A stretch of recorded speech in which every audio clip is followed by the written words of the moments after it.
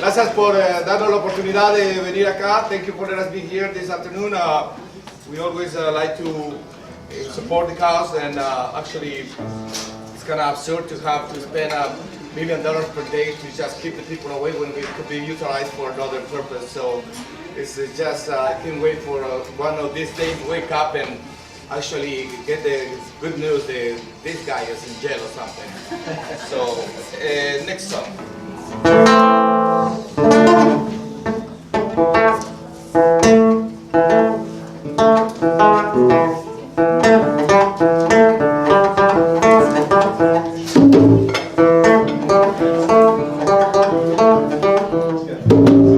Cuando la tarde la noche se relaja la sola, la que tú los cantantes parecen sentir, hace entonces la canción de la vieja molienda, el letargo de la noche parece sentir. Cuando la tarde la noche se relaja las olas, la que tú los cantantes parecen sentir.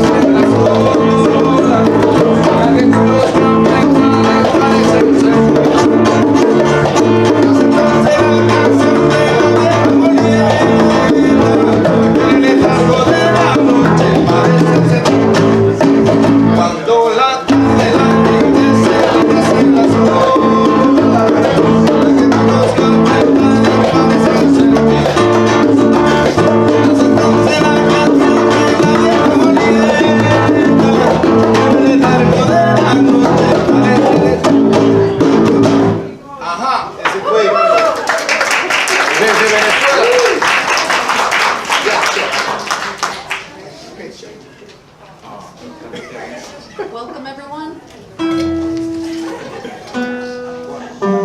Welcome everyone. Mic check. Mic check. Can everybody hear me? Mic check. Can you hear me? Mic check. Sounds great. Thank you so much, Rico. My name is Sherilyn Young, and welcome today to our cultural and educational event about the refugee exodus that leaves Central America coming for a better life in a new place. There's a lot of things to say about this topic, and today we're going to have a few people to tell you firsthand from their experience what it's like to be Honduran, what it's like to be in a caravan, and also struggle as an immigrant when you do arrive, and live well as an immigrant when you arrive. Please take a few more minutes to get some refreshments. Look at the timeline on the back wall. Is facts, things to learn about Honduras. Hopefully you'll learn something today. There is a sign-up sheet at the front table. Please sign in if you want to be on our listserv. If you do not want to receive a lot of emails, please just like us on Facebook, Minnesota Caravan Solidarity, and then you'll hear all about the events and so on that we need. I want to comment first for everyone here that this event is being recorded for audio. It's being streamed live on Facebook, and there's a video recording also being taken for St. Paul Neighborhood Network cable channel to help us get out the word. The event is being live streamed on Facebook right now, so if you want to text your friends or message your friends and let them know it's happening, and we can get some listeners, that would be wonderful. Say the name of the Facebook page again. The Facebook page is Minnesota Caravan Solidarity. Minnesota Caravan Solidarity. I want to thank again Rumberterna for welcoming us with this lovely music, and we'll hear a little bit more from them right now.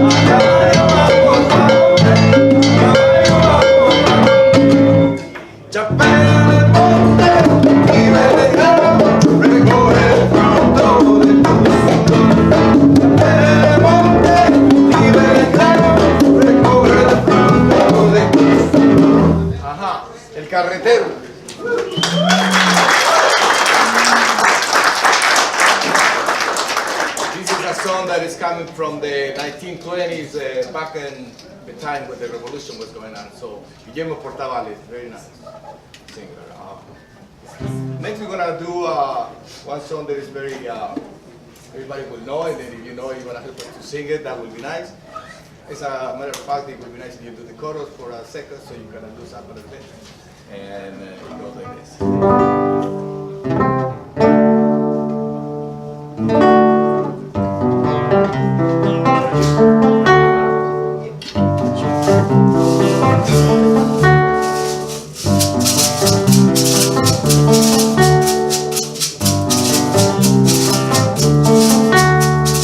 Guantanamera,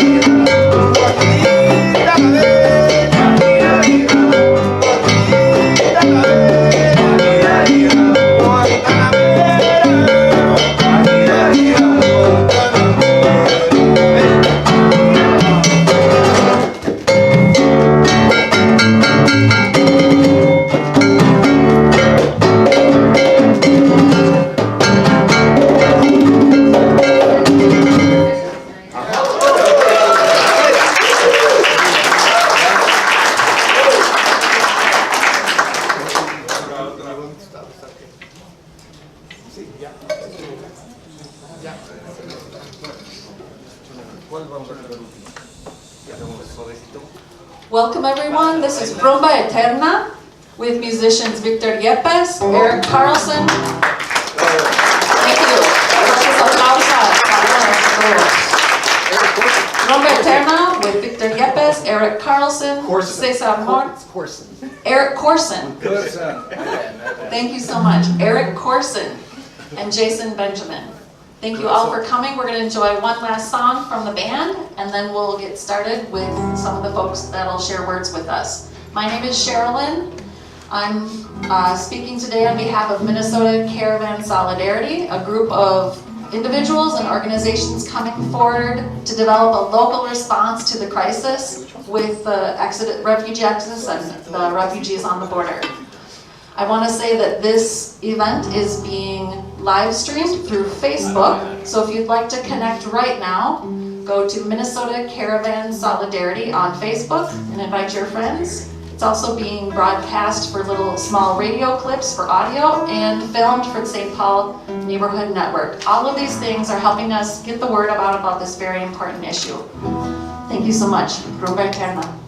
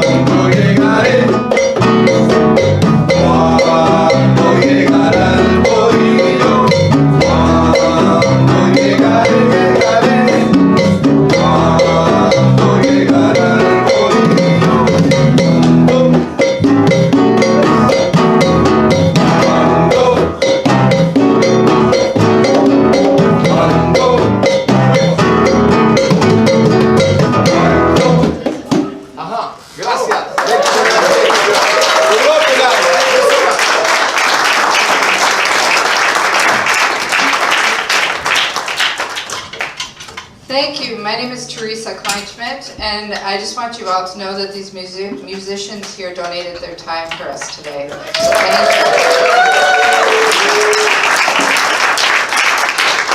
So we're going to go ahead and get involved hear their speakers, I just want to let you know about a little bit of housekeeping. Restrooms are downstairs. There's 2 restrooms downstairs, and then there's a general neutral restroom just around the corner over here, and also accessible. Please get up and move around and eat and drink as much as you want. And then know that we have yellow cards up there at the front table. That's for questions that you may have for speakers. We're not going to have an interactive time. We're just going to be able to use those cards. So just hold them up and I'll grab them for you, and we'll do question and answer at the end. Okay, it is my pleasure to introduce Maria Mendez. She's going to speak to us about the root causes of the Exodus. And she's going to introduce herself as well. Thank you.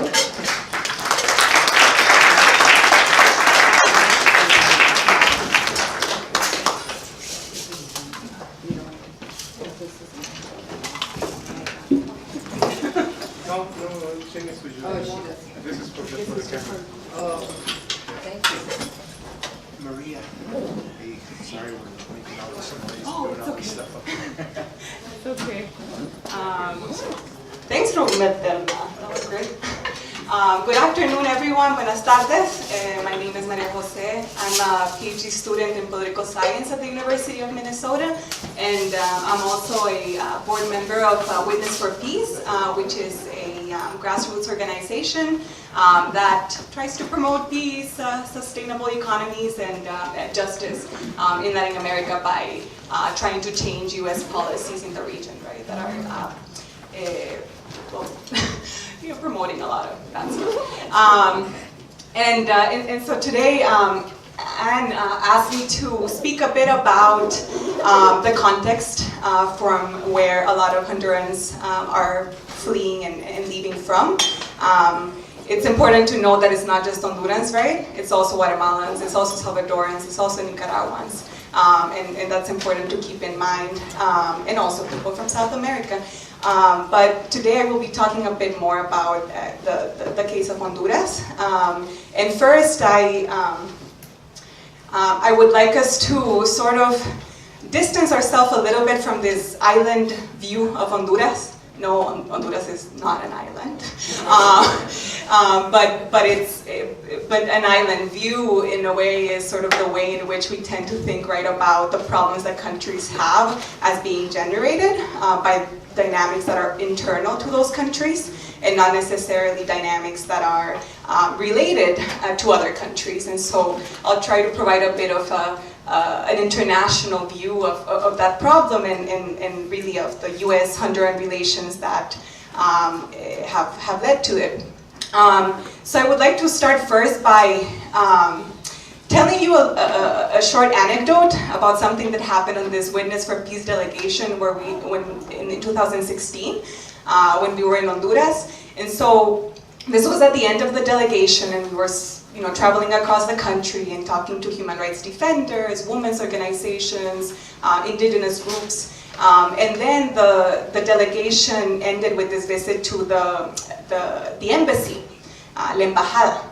And so people in Honduras, when they say the embassy, is the U.S. embassy, because the embassy that matters is the U.S. embassy. So people, of course, there's other Guatemalan consulate and other kinds of embassies, but this is the one that makes the decisions in the country.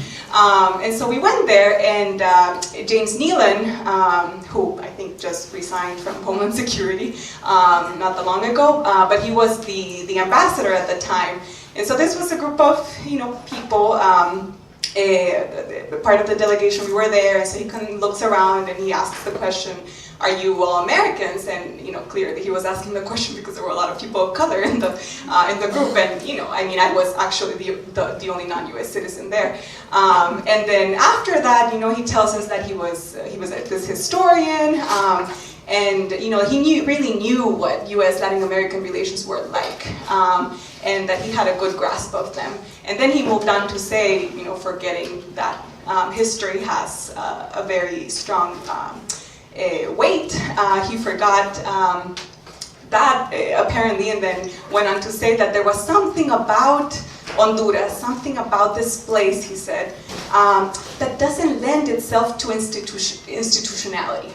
There's something, this culture of dependence in these people that they're just waiting for us to come and basically tell them what to do.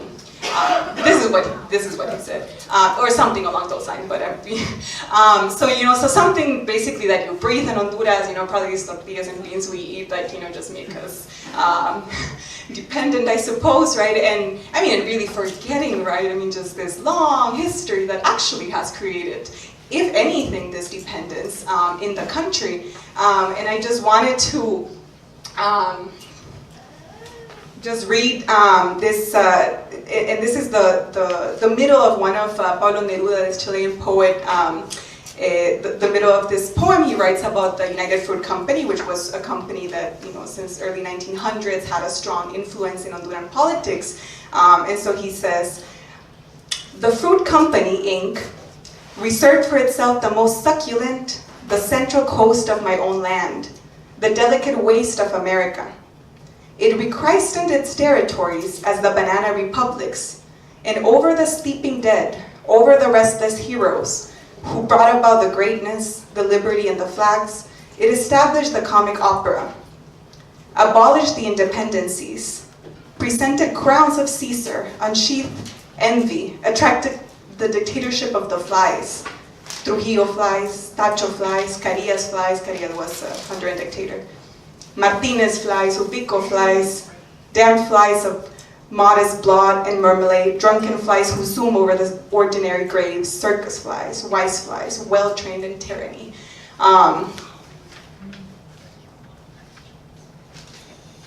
So this is really a poem about, in the case of Honduras, how American companies were constantly bribing officials that would support their business policies, that would support their labor policies, and by that I mean labor exploitation, right, in these countries.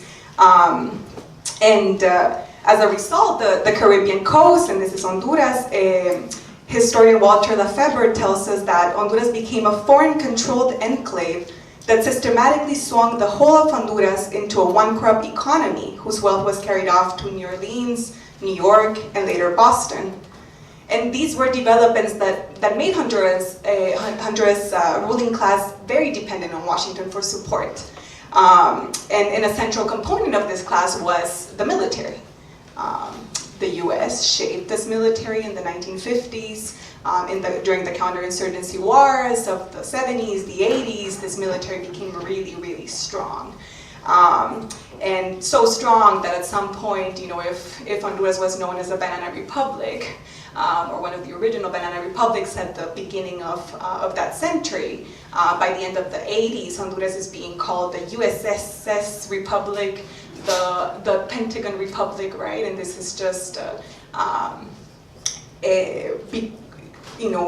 this captures the influence that the United States was having right in this country at the time.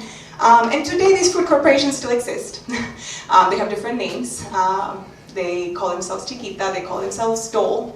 And the United States today is Honduras' largest trade partner, its largest economic partner.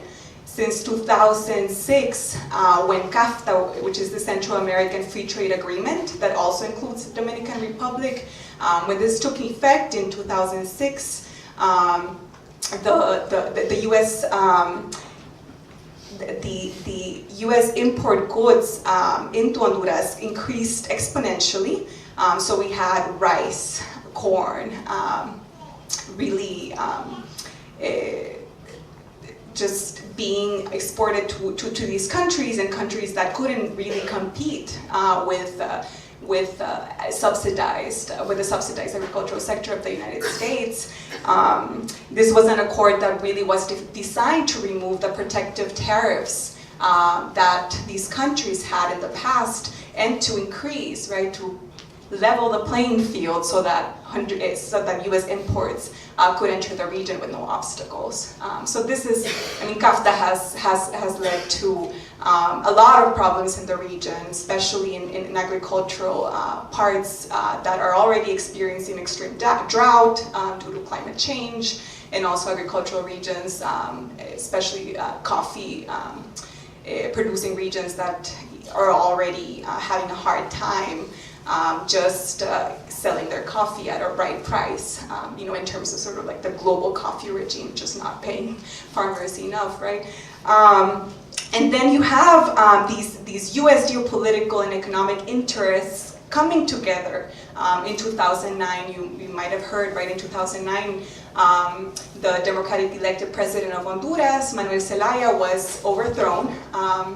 This was a military coup, and it was a military coup that was legitimized by the Obama government at the time.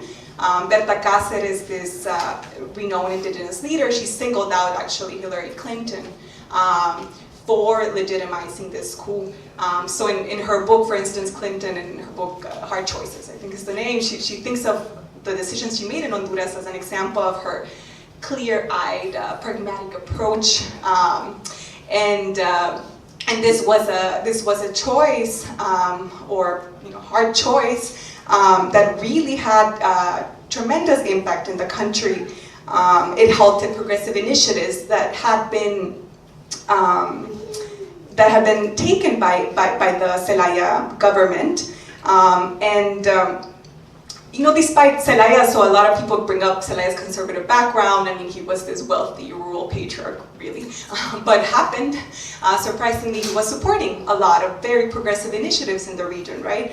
And some of these included, for instance, the legalization of the morning after pill, support for gay and transgender rights, the increase of the minimum wage, the possible dismantlement of a US military base, support for rural peasant and indigenous movements in their land struggles, as well as a non-binding referendum that on whether the 1982 Constitution that had been written during the US military-backed dictatorship, this referendum on whether this Constitution should be replaced.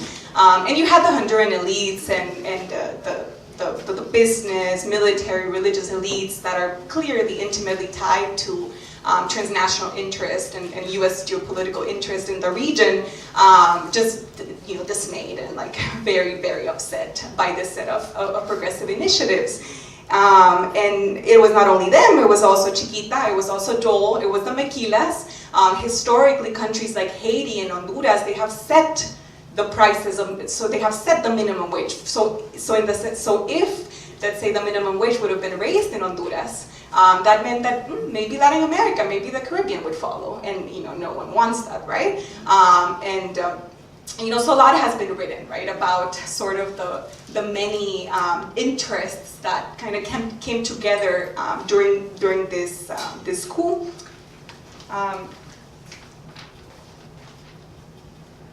So following this coup, and this is maybe what's important for sort of the context of the caravan, of this exodus, and it is that following this coup, a flurry of laws violating human rights, women's rights, labor rights were passed overnight. Like really, we were in this delegation when we went and we were talking to labor unions, they told us like, really the next day after the coup, you had hundreds of laws that had been passed, granting mining concessions, granting land to companies that previously had been halted under the Zelaya government from acquiring those lands and those concessions. And they were like, we don't even know where to start. Like, how do we fight all of these laws? And so this was, immediately afterwards, you have the acceleration of the presence of the military in the countryside, and this is also not just post-school. This is part of a Central American, it's called CARCI, which is the Central American Regional Security Initiative, and it's this multi-million-dollar effort by the U.S. Department to combat organized crime in the region. So this is part of the war on drugs, this is part of the war on gangs. Millions of dollars are going to Honduras, and this is to train, to provide equipment to elite military and police forces that are known and documented to commit human rights violations in the country. And these are these are military and police units that have repressed movements.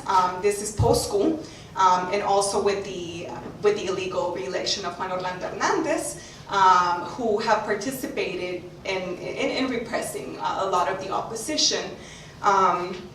And not only that, it's human rights defenders, it's environmental activists, and other people who have been targeted by the state repression and violence, with the emblematic case being Berta Cáceres, who was murdered in 2016, and she was murdered, so some suspects in her murder were military officials linked to US trained forces. So, you know, these are the connections. They're military connections, they're economic connections, security connections, and we cannot understand, right, Honduras as this island, but we need to think about these relational geographies and histories that bind this place to what's happening over there. No one has told me to shut up, but I probably should start closing down, but just to say if I'll be around, and if you would, I think we'll have a Q&A, but if you want to know a bit more about Witness for Peace, we have delegations coming up in February and in March, and these will be delegations that will travel across the country to see the human rights situation. Thank you. Thank you, Maria.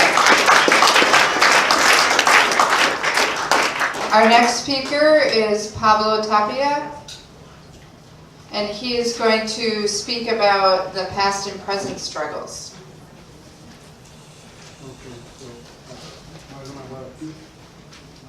Or the TV. Let me just check. I think he's getting it.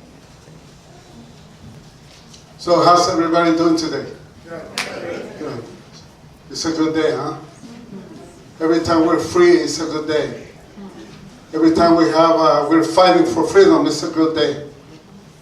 And so I'm here to talk to you why it's important that we all gather here today, because I've said it before and I will keep saying it, you know, that we are all Americans. Whether we're from Honduras or El Salvador, Guatemala, Brazil, Haiti, Mexico, we are all Americans. Yes.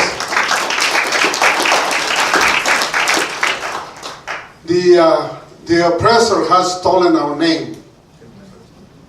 They just want that name for a certain kind of people that don't look like me, that don't look like Walter, or that don't look like Pierre in Haiti, right?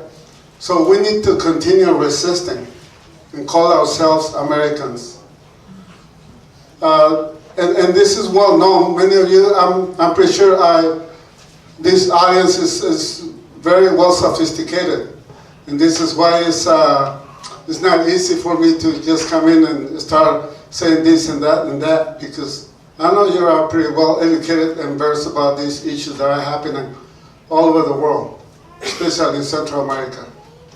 And this is not the first time that this has happened. And this is not the only place on earth that it is happening now.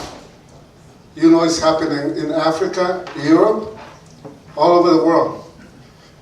Because capitalism is moving only materials and money in economics. But it's tying the hands and the feet of people to a place to turn them into slaves. Whether that is as an undocumented immigrant in the USA or undocumented immigrant in Libya. There's no difference. They're trying to turn us into slaves. So our duty is to resist. This is not new, and this is why it's important for me for you to listen. I have more time, but I have a story that I want you to hear from a person that just arrived from Honduras not long ago. And she has run away from the same reason that the other thousands of people are leaving their homelands. Just to not only to be free, but to be safe and to pursue happiness. So I want to invite Dunia. Can you come up? ¿Puede venir para acá, Dunia, por favor?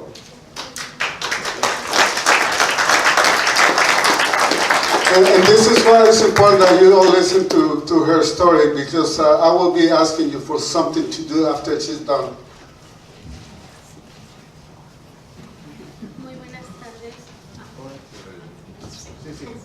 Muy buenas tardes, mi nombre es Dunia Erazo y vengo de Honduras. My name is Dunia Erazo, and I'm from Honduras. Él es mi hijo, se llama Joseph. And my son Joseph.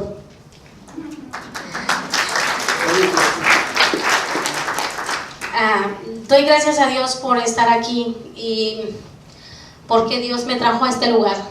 So first I want to thank the Lord for getting me here, because He brought me here to this place. Honduras es un lugar muy bonito, pero está lleno de delincuencia, de basura, de cosas malas.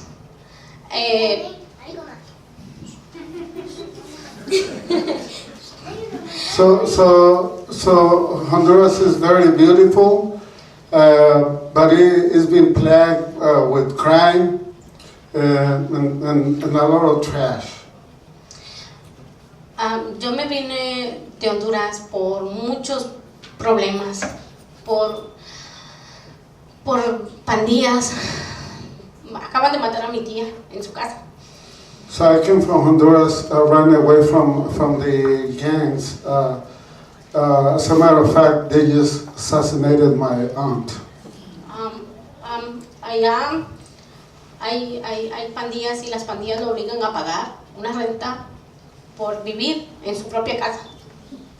So gangs even want you to pay money to live in your own home, pay ransom money. Yo vivo en un barrio donde hay mucha droga. Mis hijos, tengo 2 hijos, gracias, a los cuales quiero proteger porque los amo. I used to live in a neighborhood that is consumed with drugs, and I have two children that I want to protect them because I love them. En mi barrio hay pandillas. Yo denuncié uno de ellos. La policía actuó en el momento, pero ellos quedaron libres como todos. Con dinero allá ellos salen libres y hacen y deshacen. So I denounced one of the gang members that had committed a crime. I denounced him and he got detained, but then they released him right away because gangs have a lot of money, and with money they do whatever they want.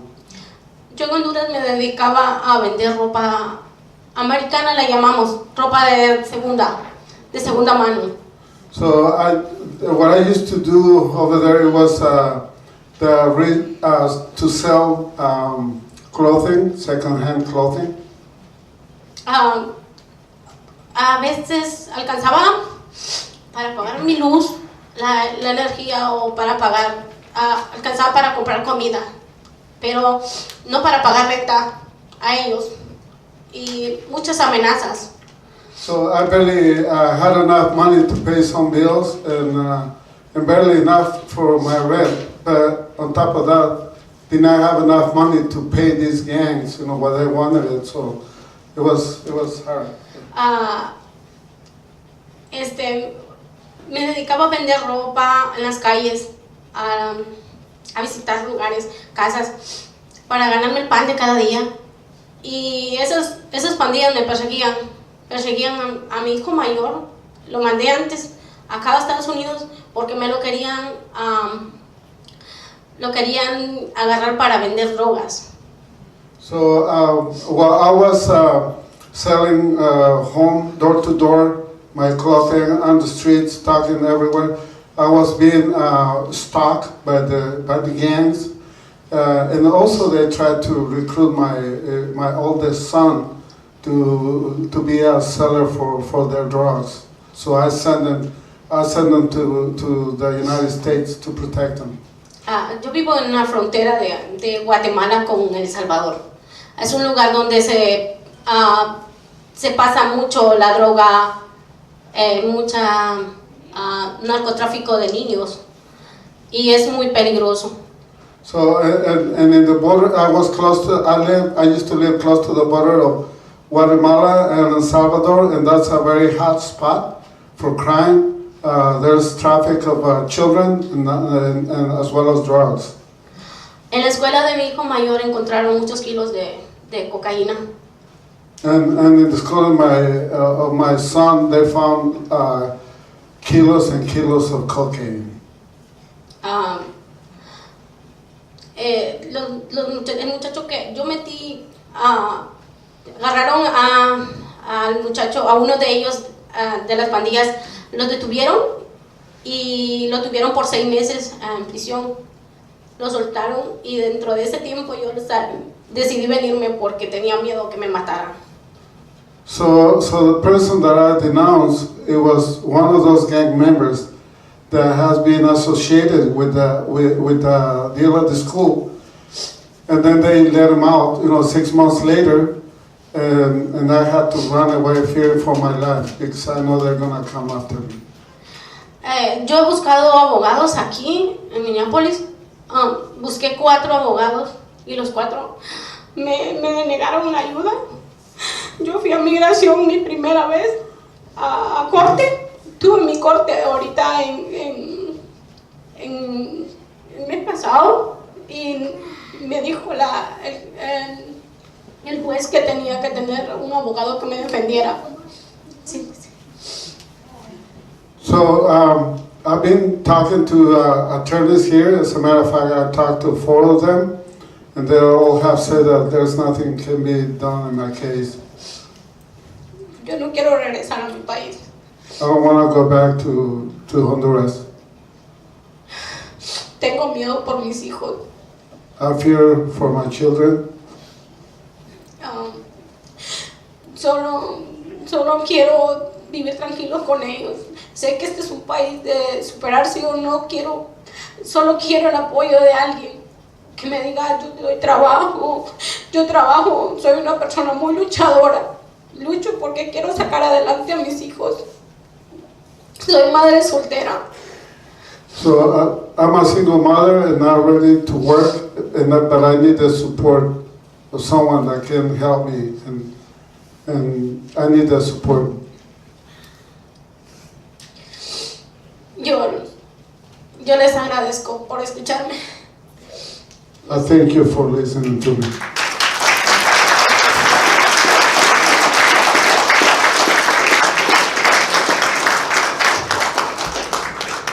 So this is a question for all of us at this forum.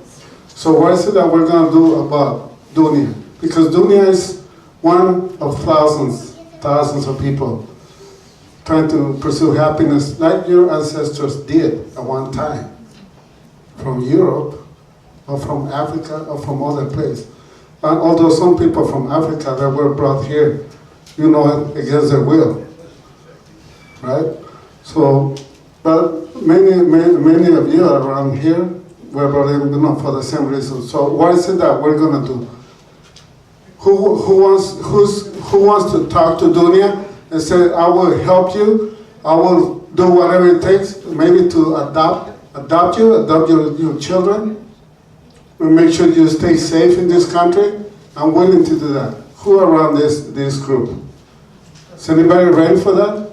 Or not yet? Roberta? 1? It's only 1? 2? 3? Dunia?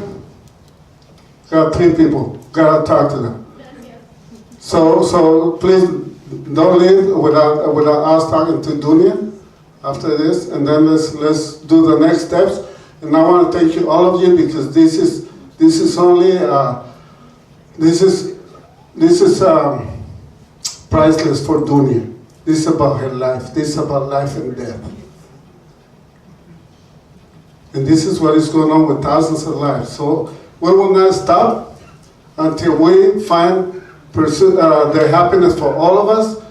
And also we need to tie it down to our campaigns locally. You might say, okay, we can do help Dunia and others from the Honduran caravan, but yet we have the struggle with racism, the attacks, the incarceration, mass incarcerations against immigrants and people of color here in the States, and we need to continue the struggles here. So we have, quickly, I have postcards, and please sign them. We're gonna deliver those postcards to remind local officials at the state capitol and the governor not to forget to pass a law to allow undocumented immigrants to drive safely in the state of Minnesota. Please don't leave, we will have them. Walda, raise your hand, she will have them. And please sign those postcards and we'll give you more details. And thank you very much, I didn't want to stay alone, and thank you,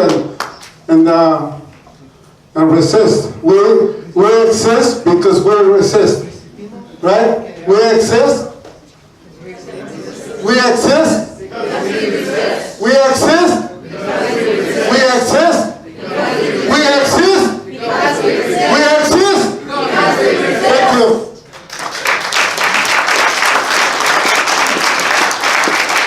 Thank you, Pablo. There will be time for us to hear about other actions also at the end here, and there'll be some sign-up information as well. Our last speaker is Marco Dávila, and he comes to us to talk to us about our responsibility in the struggle.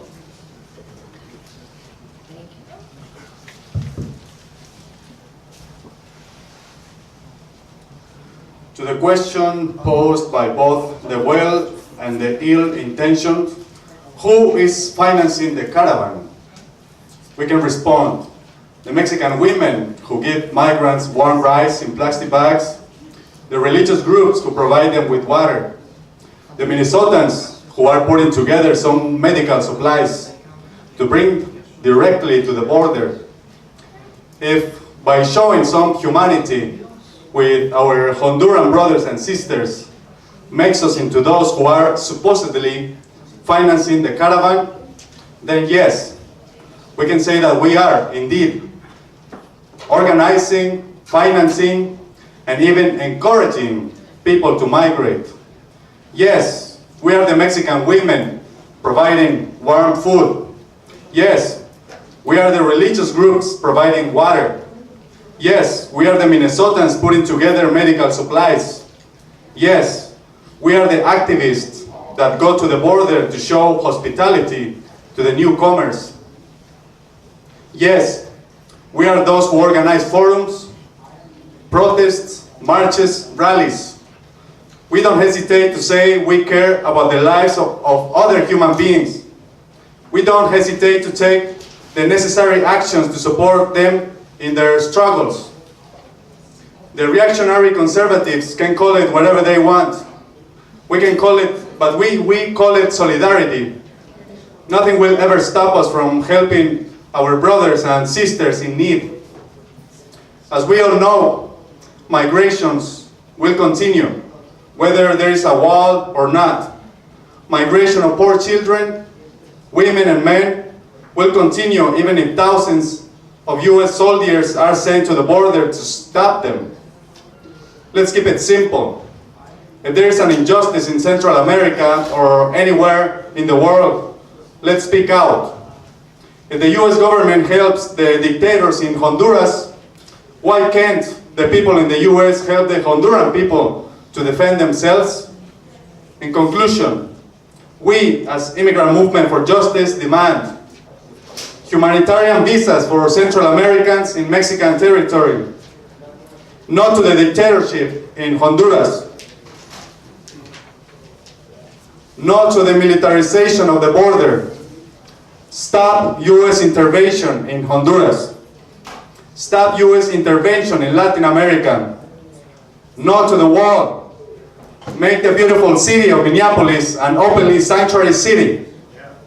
Make Minnesota a sanctuary state. A state in which everyone, including immigrants and refugees, can feel safe. And not only safe, but proud to live here. Say it loud and clear, immigrants are welcome here. Say it loud and clear, refugees are welcome here. Legalization for all now. Liberty to Honduras. Liberty for all. Thank you.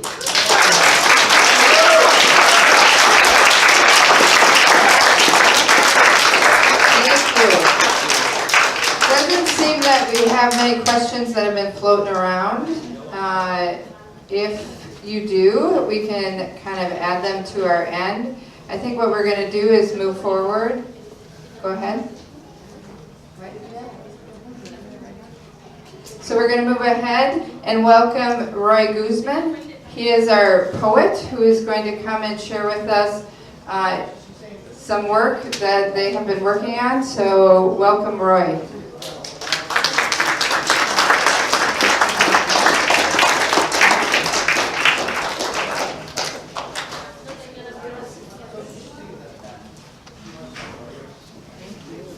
Thank you for coming. My name is Roy Guzmán. I'm from Tegucigalpa, Honduras.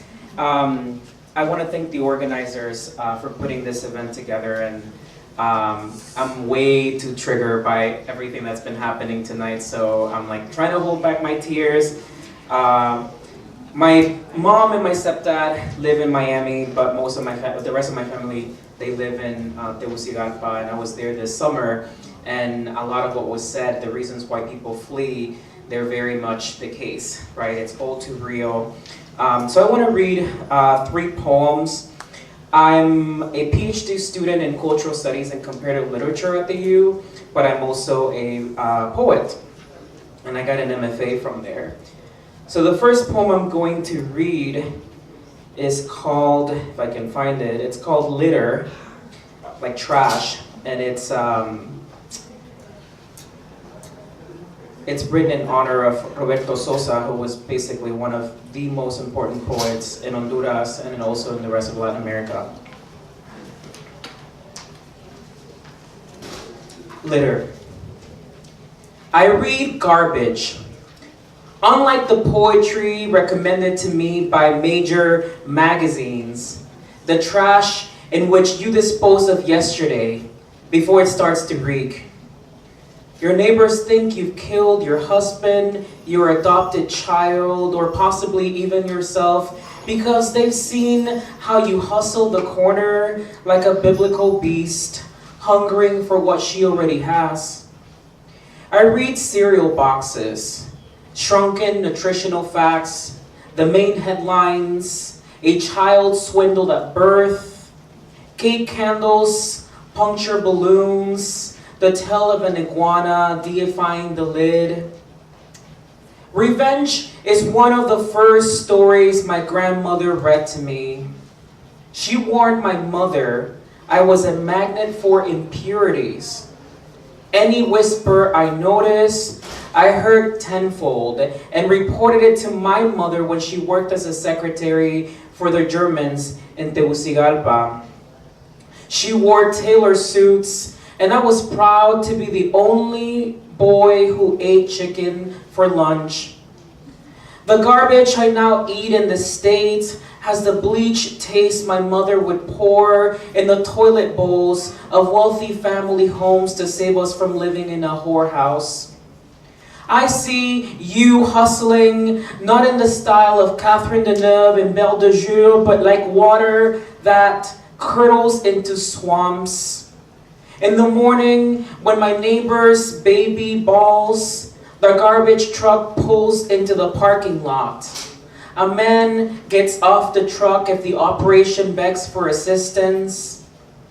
As a child, I watched other children move to the pile of waste, excavating livelihood from broken bottles, classifying the dead from the sellable, scavenger homes, marbles on cardboard.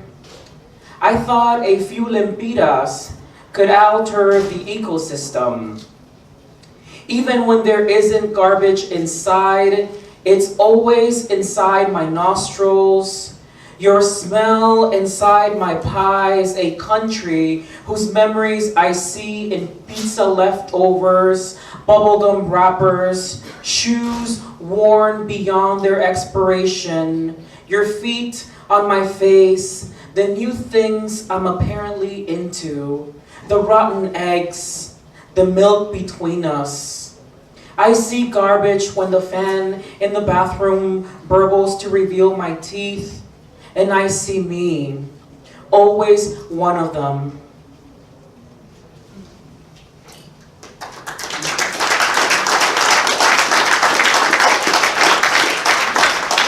Thank you.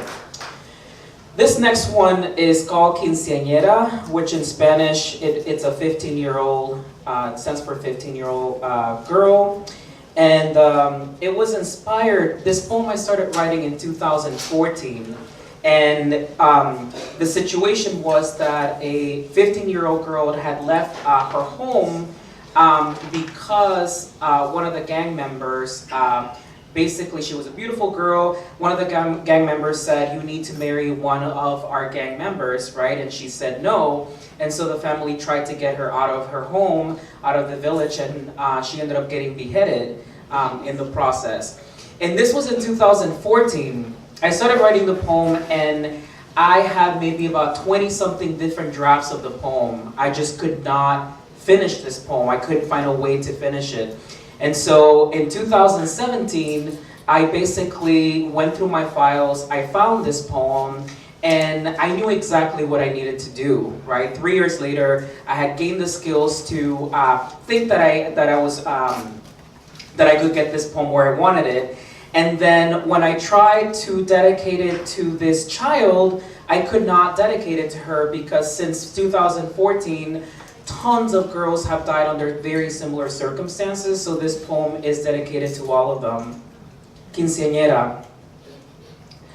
After they dropped their machetes on a christened orchard, my head rolled like a deflated ball de football, and I mouthed the piss-soaked muck, the blood that stung my prude reputation, leaving a riverbank of useless clues under my fingernails, leaf limbs, distressed dirt.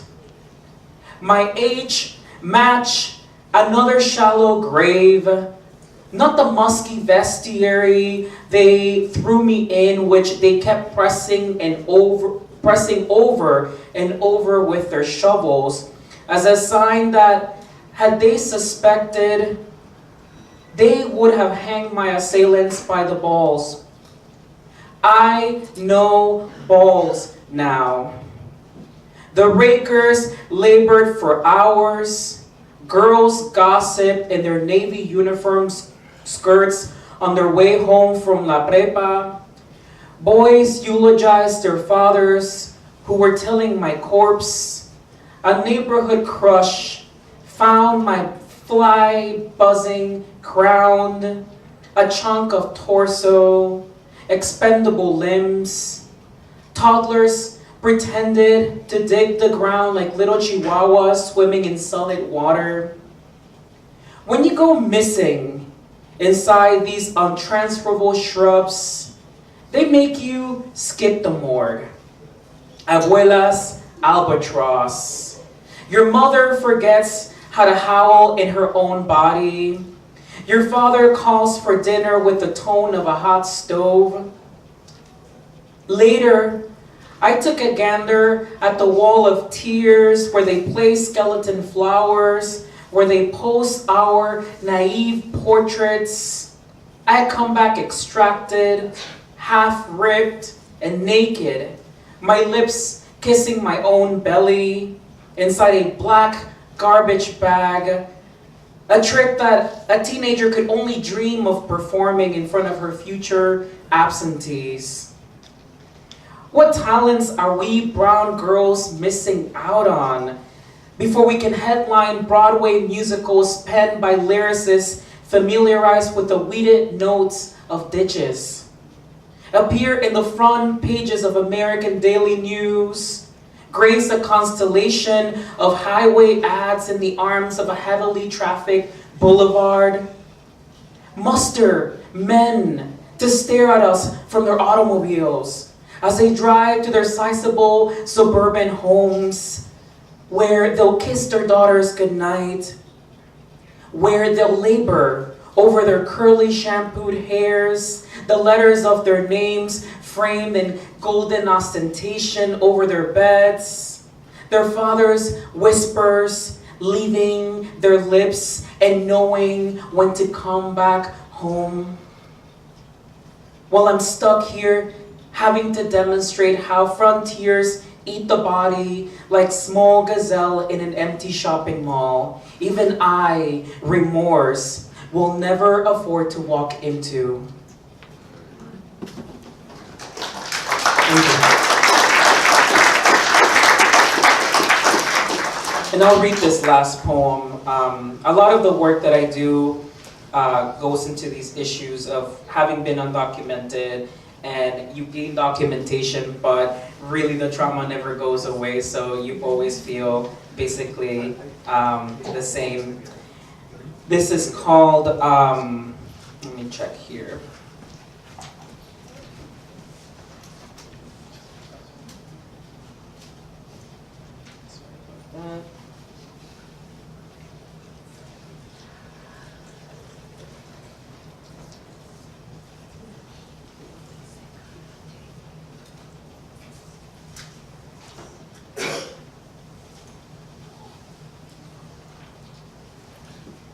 Oh, I can't seem to find it. Here you go. When a person says, go back to your country. When a person says, go back to your country, that is exactly what you do. Though you can't tell if you will aggressively run or trip on national borders, you'll have to make up for. The declaration so thunderous that even the floor cannot hold still. And whether or not you have a passport on you or you're wearing any shoes at all to cross the thorniest distance of yourself, where oceans mean the same as potable water, or if the neighbors are having sex while you're dragging sacks of regrets that might as well be trash bags, leaky and heavy, so they call the cops anyway, that's all insignificant. Because by then, you're not an adult, but a child aspiring to behave like a breadwinner. And when you cannot find this country to which you're asked to return, though back has always meant finding an undisclosed space to vanish in, you try to give a retort. Not an argument exactly, but a glimpse of the other body that can easily escape through our tongues. And you usually wait until the speaker has remembered to go back to his country, since his family can be remembered, and you curl into the nicest sash, cold out of habit, to your dwelling, though there's nothing in there, even if you have purchased all the furnishings. Because a man who decides that a country is not an extension of one's heart can easily say that's not what he meant. That what he meant was more like, we all just need to get along, man. I don't want any trouble, man. I don't want any trouble. And that's what you're debating when you remember that the child you carry on your back has not been fed in days, months. His heavy breathing, a river overflowing as you multiply uncertainty before you, which hides behind the safest sanctuaries and even inside. Most countries cannot recall their own mothers, just as shame cannot be extracted with any medical devices or prayers. If innocence can be taken by force only once, what is truly seized thereafter is absence. It is only absence. Thank you.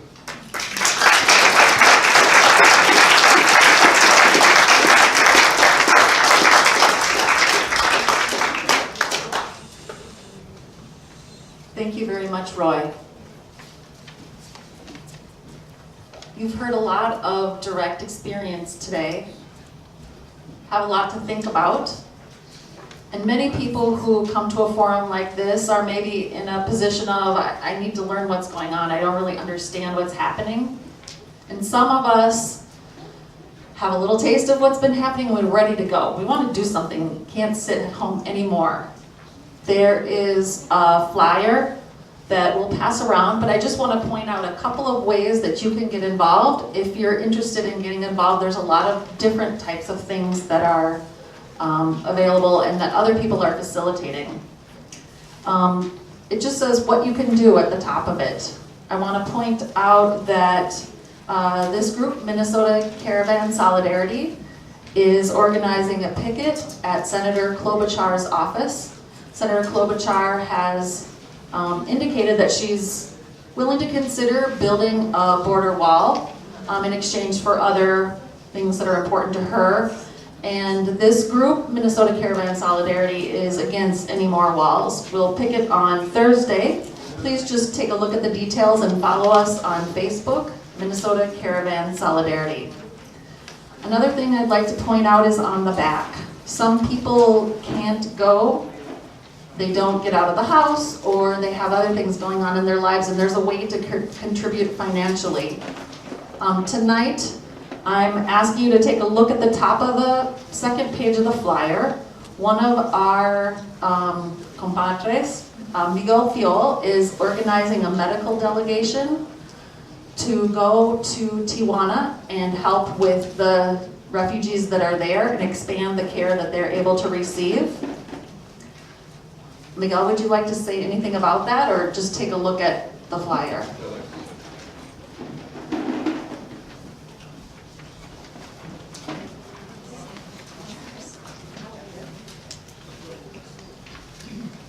People recognize this?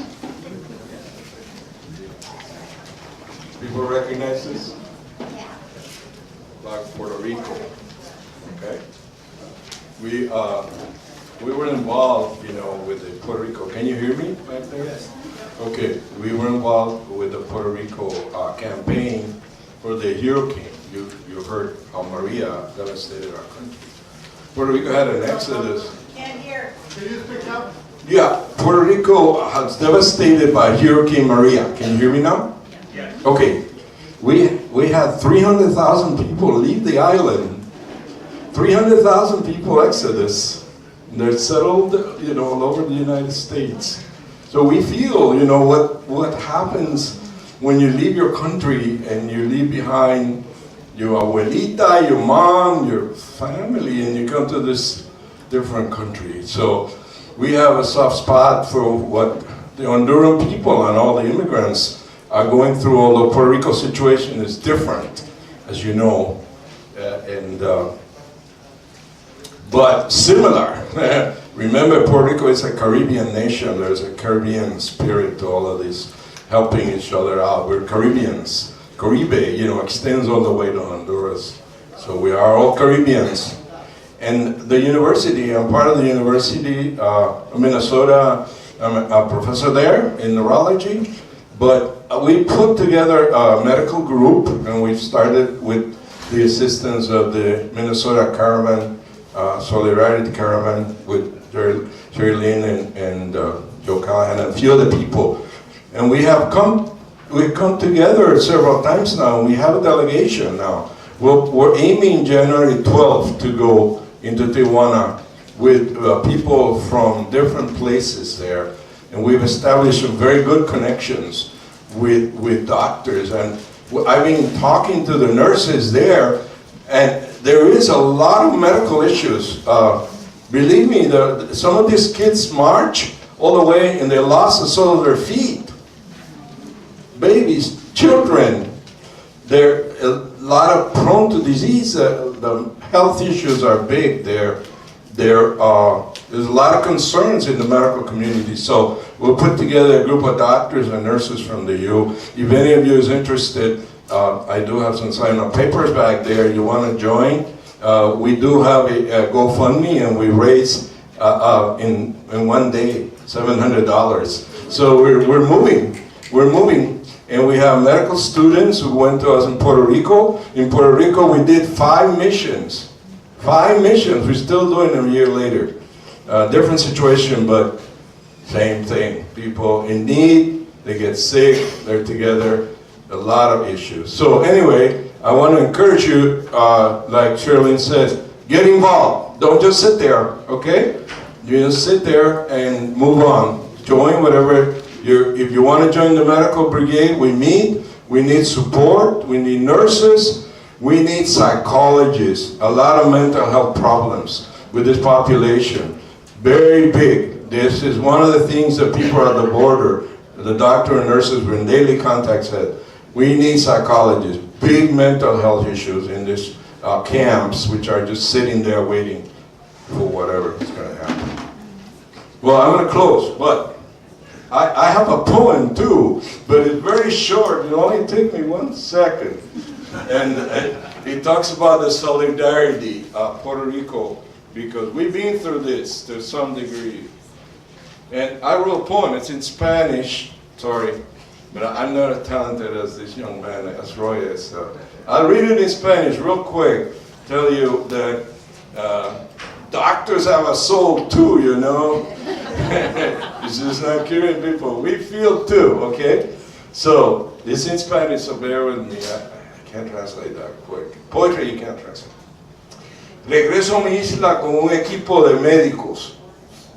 This is when we went back after the hurricane, a month after the hurricane. I was there during the hurricane, but I went back and I brought 5 doctors and nurses from the U with me, okay?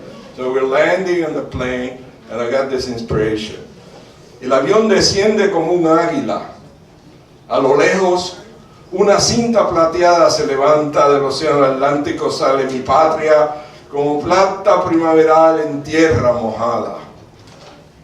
Solo he estado 2 semanas ausente, pero se me sale el alma en busca de las bellas caras de tus valientes gentes y de tus majestuosas palmas, que el viento de María solo pudo doblar, pero jamás romper, como el espíritu del boricua, que nunca se deja vencer. Mi patria dolida, cómo quiero arrullarte y en mis brazos dormirte y con mis besos sosegarte. Pues aunque sufras tormentos, los boricuas de adentro y de afuera estarán siempre ansiosos y decididos a levantarte y sanar tus sueños. Esas palmas eternas son como el corazón del boricua, que jamás se arrodilla ante nadie, ni se quita ni se deja. Aunque sin agua y sin luz, tu corazón nos dio luz, tus gentes nos dieron amor y las aguas de tus manantiales internos nos dieron una nueva canción.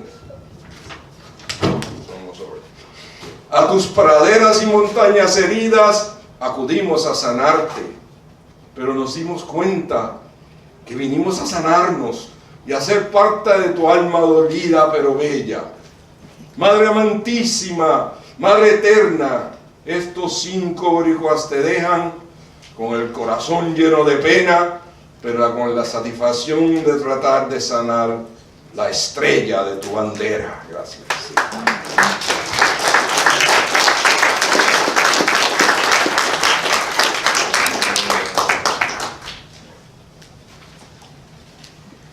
Thank you. It's time to close. And for our closing, we'll have all of you who've listened really well, who've learned something, who've committed perhaps to do something, or decided that this is what you're doing. We really appreciate that. We have something that will bring us all together, a song.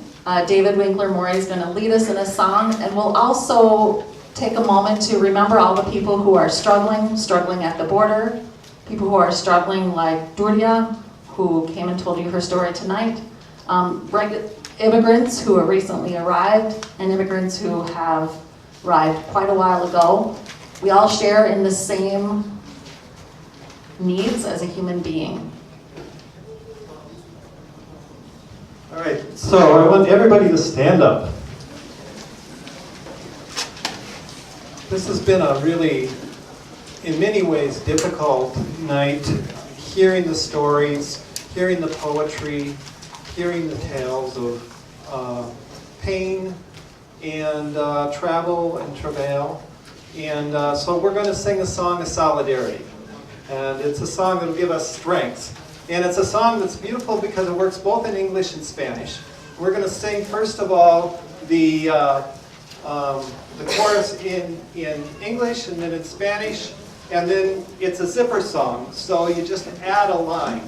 And so the song is "We Shall Not Be Moved." So we're going to sing it first in English. The Spanish version is in your program, so if you don't know the Spanish, it's in your program. Let's just, so first in English, then in Spanish, then we'll move into the verses. Okay, so please join with me.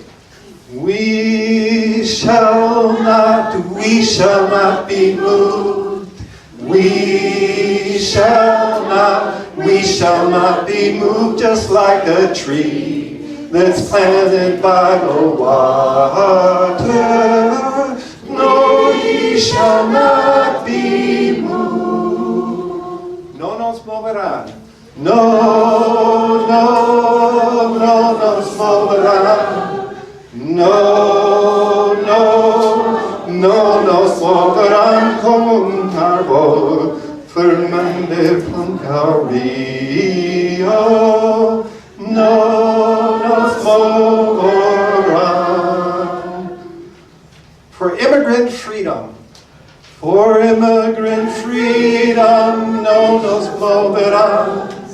For immigrant freedom, no nos moverán, like a tree that's standing by the water. No nos moverán. Seguimos en la lucha. We continue in the struggle. Seguimos en la lucha, no nos moverán. Seguimos en la lucha, no nos moverán como un árbol tremendo río. No nos moverán. We shall not be moved. We shall not be moved. We shall not be moved, just like a tree that's planted by the water. We shall not be moved. Okay. Now, if somebody wants to catch the lights, we have a candle. Each of you should have one. There's a few more in the bucket right here if you didn't get one. And the candles, there's a little switch on the bottom. If you want to just switch that on.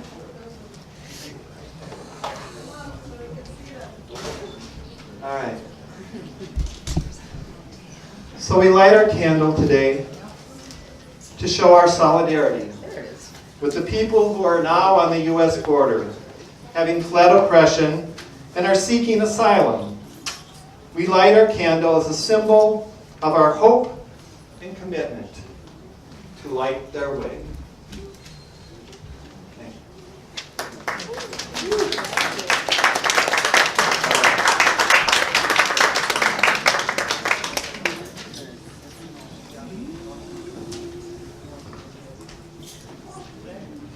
We want to do one more chorus? Yeah. All right. We shall not be moved.